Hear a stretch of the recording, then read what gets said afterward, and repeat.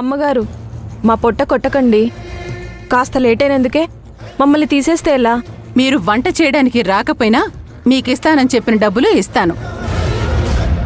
నేను చెప్పేది జాగ్రత్తగా విను. మా ఇంట్లో ఉన్న ఒకత్తి పళ్ళన్నీ నేనే చేసుకుంటానని నాతో గొడవేసుకుంటుంది.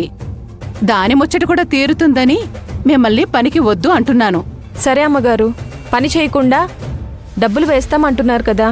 ఇంకో విషయం, నా పేరు బయటికి రావద్దు. ఎవ్వరడిగినా చెప్పొద్దు, సరేనా? అలాగే అమ్మా.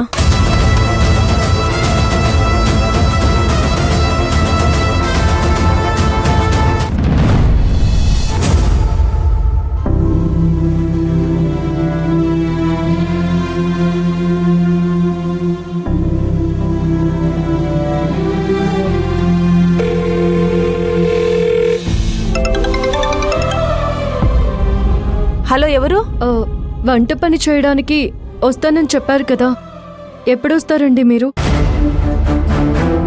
ఇంతకీ ఎవరు మీరు? నేను మంజుని. మంజు ఎవరు? అదే సత్య గారి భార్య మంజుని మాట్లాడుతున్నాను. అయ్యో, మీరు సత్య వైఫ్ మంజునా? చెప్పాలనుకొని మర్చిపోయాను. మీ దగ్గరికి వస్తానని చెప్పిన అమ్మాయి సడన్ గా కడుపు నొప్పితో హాస్పిటల్కి వెళ్ళిపోయింది. తనిక రాదు. మీరు వేరే వాళ్ళని చూసుకోండి. హలో హలో,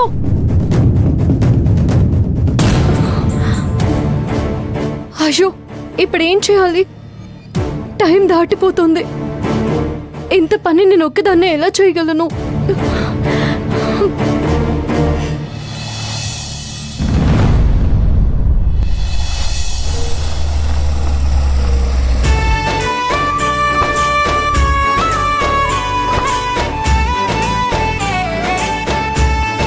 సత్య, ఎమ్మెల్యే గారు వచ్చారు. పద.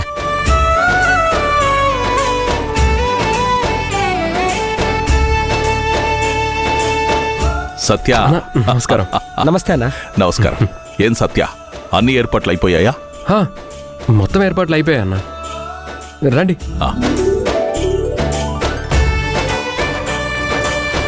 నమస్కారం ఎమ్మెల్యే గారు. ఏం రంగారావు, గుడి చైర్మన్ గా ఈసారి నువ్వే ఉండాలి.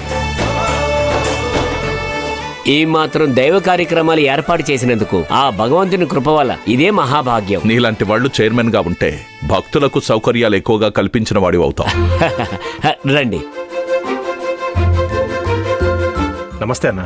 నమస్కారం. నమస్తే సార్. దండం పెట్టుకోండి సార్. నమస్కారం. నమస్కారం ఎమ్మెల్యే గారు.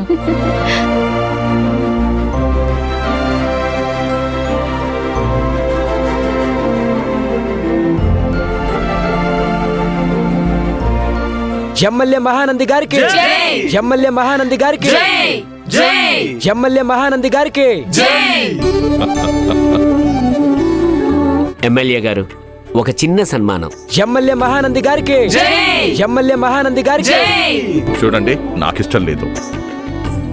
మీరు నాకెందుకు జేజేలు కొడుతున్నారు? దేవాలయంలో జేజేలు పలకాల్సింది ఆ భగవంతుడికే.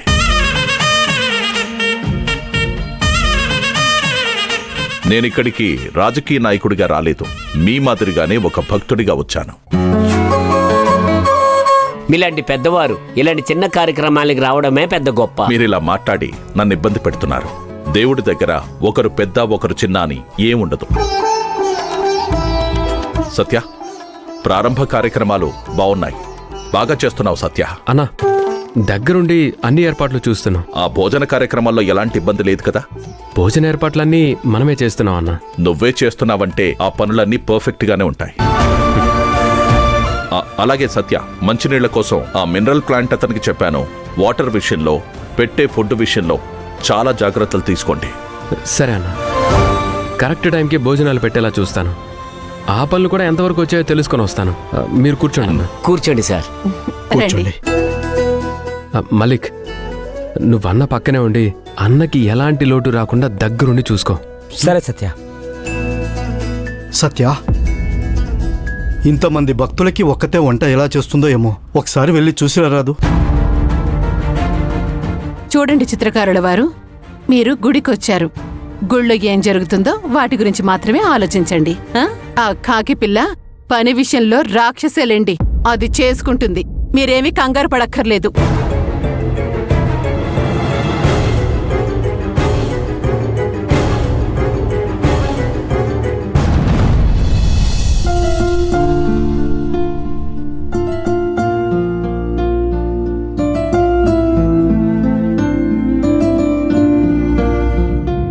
పని చేయడానికి చేతి కిందకి మనుషులు వచ్చేస్తారనుకుంటే వాళ్ళిప్పుడు రావడం లేదు అంటున్నారు.